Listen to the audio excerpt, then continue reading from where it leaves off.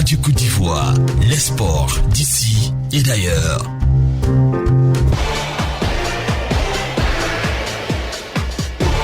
Le journal des sports. Serge Dacoury. Il est bien là. Bonjour Serge. Bonjour Didier, mesdames, messieurs, bonjour.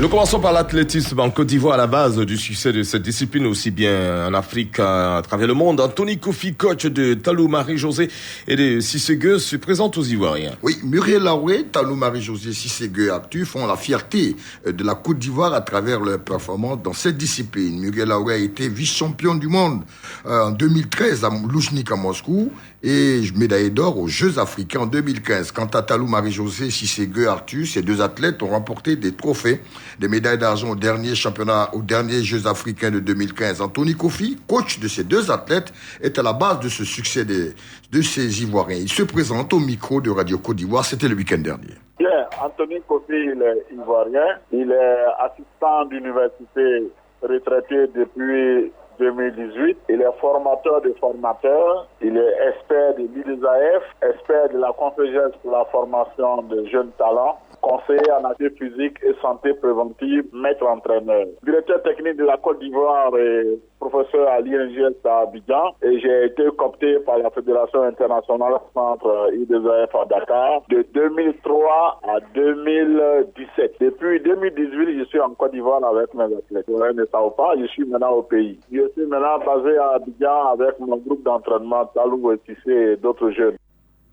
Et puis, dans sa continuité, il explique les causes du succès de cette discipline. Oui, la Côte d'Ivoire est désormais une place installée du sprint en athlétisme depuis les années 2000. Quelles sont les causes de ce dynamisme de l'athlétisme ivoirien, spécialement dans le sprint? Expert de l'IAF, effectivement, Anthony Kofi explique et répond à cette question sur ces causes de la réussite du sprint ivoirien.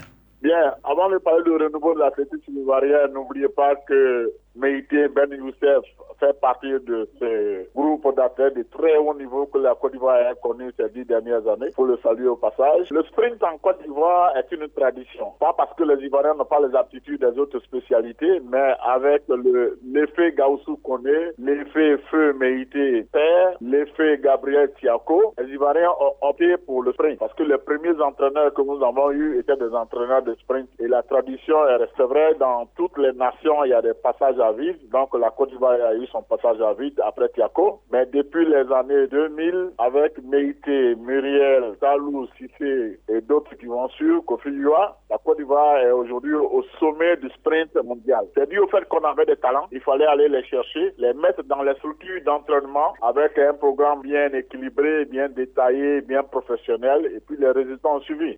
Et puis football sur le continent, El Hadj Diouf, ES international footballeur sénégalais, demande un report de la CAN 2021. Oui, devant la persistance du Covid-19 avec l'arrêt de toutes les activités sportives, l'ex-ballon d'or sénégalais El Hadj Diouf a récemment demandé le report de la CAN 2021 prévu au Cameroun l'année prochaine. Oui, puisque cette pandémie persiste et pendant ce temps, sans activité, El Hadj Diouf estime que cette CAN doit être reportée. Et puis le célèbre footballeur camerounais Samuel Eto'o fait parler son cœur à travers sa fondation face au Covid-19. Oui, la fondation Samuel Eto'o a offert des équipements sanitaires et vifs et non vifs et plus de 50 000 cache-nez dans 4 villes du Cameroun, à savoir Douala, Bououa, Yaoundé et Bafoussam. Au total, plus de 100 000 personnes ont reçu les couches les plus défavorisées. Ces dons en équipements sanitaires et vifs et non vifs de Samuel Eto'o qui a également fait parler son cœur. Et puis football à l'international de News en Angleterre dans l'univers du foot. Oui, effectivement, en Angleterre, les joueurs d'Arsenal, commencés par le leader Pierre-Emerick Aubameyang, ont finalement accepté une baisse de leur salaire de 12% face, bien entendu, à l'arrêt des compétitions. Pas de trésorerie, pas de rentrée financière.